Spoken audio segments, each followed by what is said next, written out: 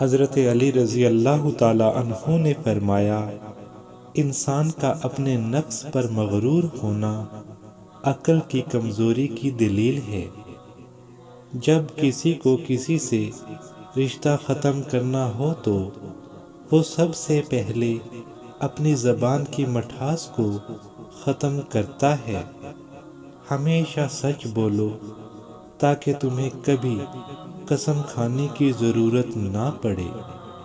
کسی کا ظرف دیکھنا ہو تو اس کو عزت دو، فطرت دیکھنی ہو تو اسے آزادی دو، نیت دیکھنی ہو تو اسے قرض دو، صبر دیکھنا ہو تو اس پر تنقید کر کے دیکھ لو، خلوص دیکھنا ہو تو اس سے مشورہ کر لو۔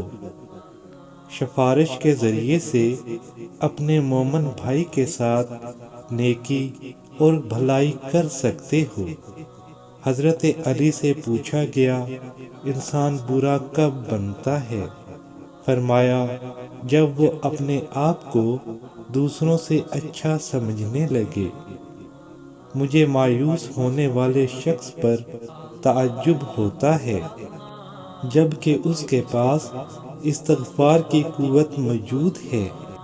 مرد کا زیادہ ہنسنا اس کے وقار کو برباد کر دیتا ہے۔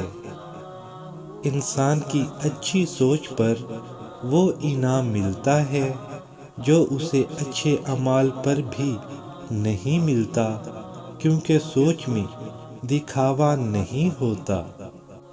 جب تم دنیا کی مفلسی سے تنگ آ جاؤ اور رزق کا کوئی راستہ نہ نکلے تو صدقہ دے کر اللہ سے تجارت کرو۔